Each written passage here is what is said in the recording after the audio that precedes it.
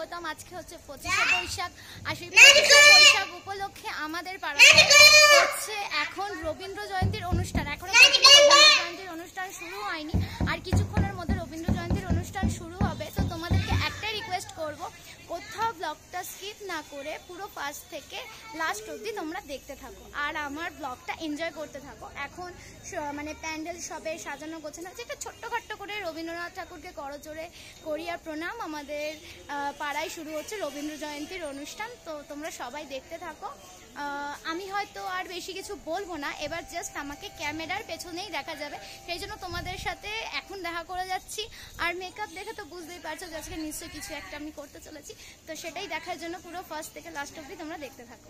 হচ্ছে আমাদের অনুষ্ঠান মানে রবীন্দ্র জয়ন্তীর প্যান্ডেল, আর এই হচ্ছে আমাদের রবীন্দ্রনাথ টেগর, যার জন্মদিন উপলক্ষে আমাদের পাড়ায় এই রবীন্দ্র জয়ন্তীর অনুষ্ঠান উদযাপন করা হবে।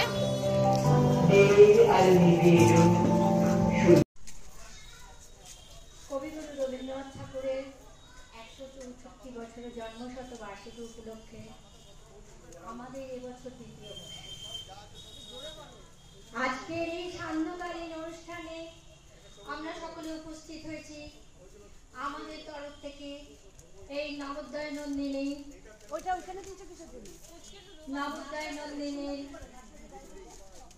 প্রত্যেকের একান্ত প্রচেষ্টায় এবং সকলের উপস্থিতিতে আমাদের তরফ থেকে কবি প্রণাম।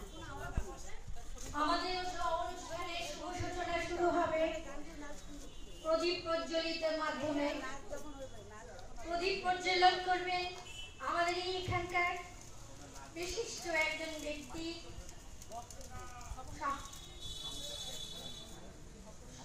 স্বপন বিশ্বাস। আমি একান্ত অনুরোধ করব স্বপন বাবুকে, উনি এসে যেন আমাদের এই প্রদীপ প্রজ্বলন করে আমাদের এই অনুষ্ঠানের শুভ মুহূর্তের শুভ সূচনা যেন সম্পন্ন করেন।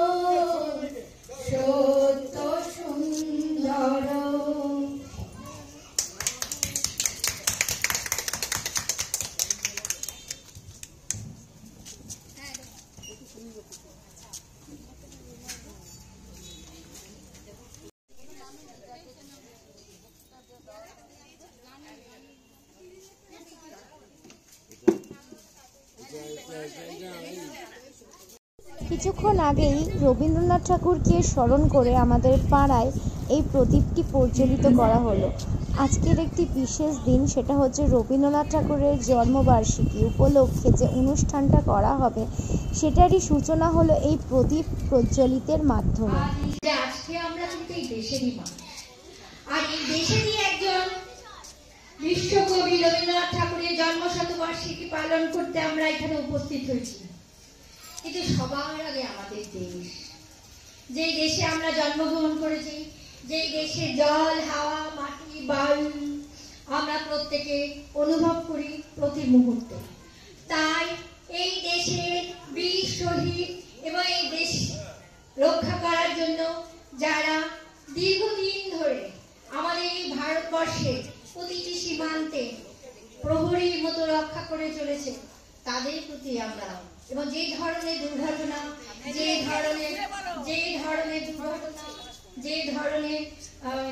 দুর্ঘটনা আমাদের জীবনে বা প্রত্যেকের জীবনে ঘটে গেল, তাদের প্রতি শ্রদ্ধার্ঘ দিয়ে আমরা 1 মিনিট নীরবতা পালন করব। A few moments later. প্রাণের পর ওরে কেমনে পুষিল প্রাণের পর, ওরে না জানি কেন রে এতদিন পরে জাগিয়া উঠেছে প্রাণ, ওরে জাগিয়া উঠেছে প্রাণ। রবীন্দ্রনাথ ঠাকুরের 164 বছর জন্ম শতবর্ষ উপলক্ষে আমাদের প্রথম নিবেদন উদ্বোধনী সঙ্গীত সমবেত কণ্ঠে।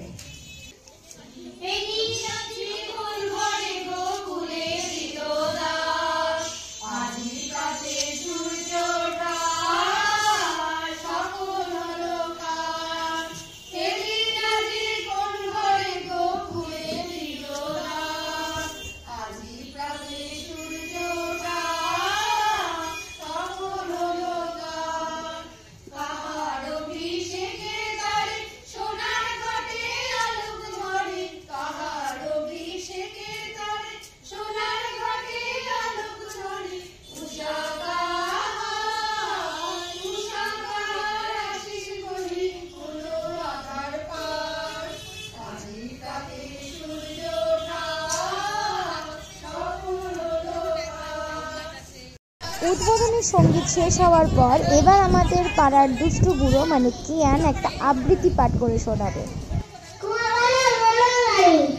শুরু করো।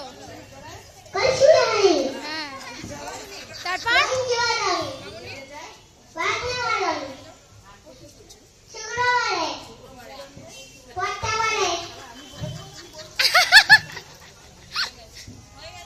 হাততালি। হ্যাঁ, তারপর আর কিছু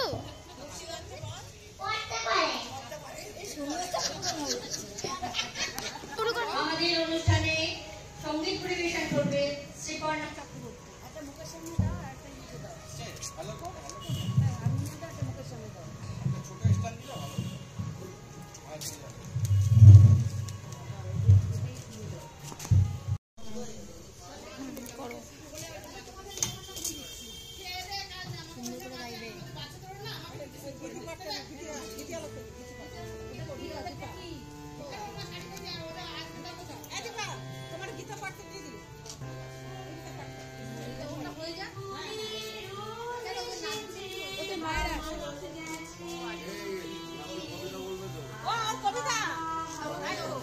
আমার নামটা লিখেছি।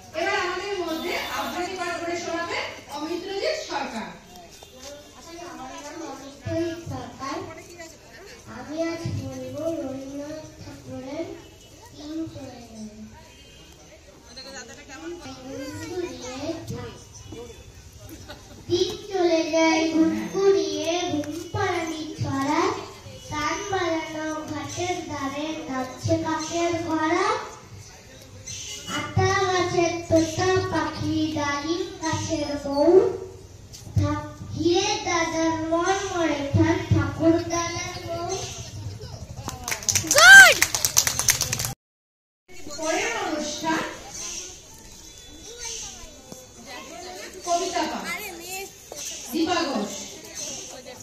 আমাদের পরের অনুষ্ঠান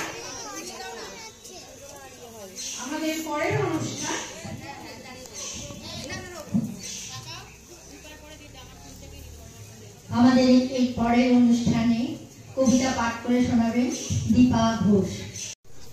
তোমারই যেন ভালোবাসিয়াছি শতরূপে শতবার, জনমে জনমে যুগে যুগে অনিবার, চিরকাল ধরে মুগ্ধ হৃদয়ে গাথিয়াছি গীতহার, কত রূপ ধরে পড়েছ গলায় নিয়েছ যে উপহার, জনমে জনমে যুগে যুগে অনিবার। যত শুনি সেই অতীত কাহিনী, প্রাচীন প্রাণের ব্যথা, অতি পুরাতন বিরহ মিলন কথা, অসীম অতীতে চাহিতে চাহিতে দেখা দেয় অবশেষে কালের তিনি রজনী ভেদিয়া তোমারই মূরতি এসে, চিরস্মৃতিময়ী ধ্রুবতার আকার দেশে আমরা দুজনে ভাসিয়া এসেছি যুগল প্রেমের স্রোতে, অনাদিকালের হৃদয় উৎস হতে আমরা দুজনে করিয়াছি খেলা কোটি প্রেমিকের মাঝে। নৃত্য মনোচিত্ত ফোনটাকে আমার হাতে দাও।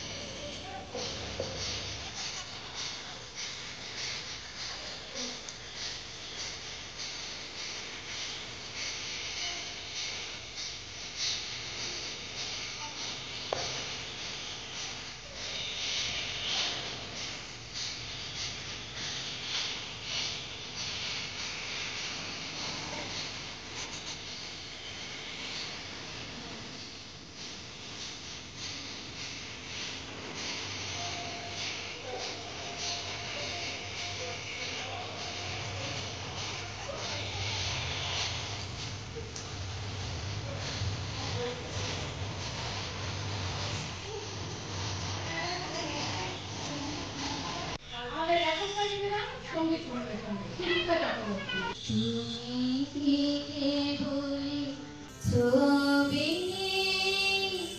শুধু পথে লেখা ওই যে শুধু নিহারিকা যারা করে আছে আকাশের নীল ওই যারা দিন রাতে আলো হাতে চলে আছে তারাইলো যাত্রী প্রভু তারার রোদে তুমি কি তাদের মতো সত্য হায় ছবি তুমি শুধু ছবি। আমাদের পরের নিবেদন নৃত্য পরিবেশন করে মনোরঞ্জন।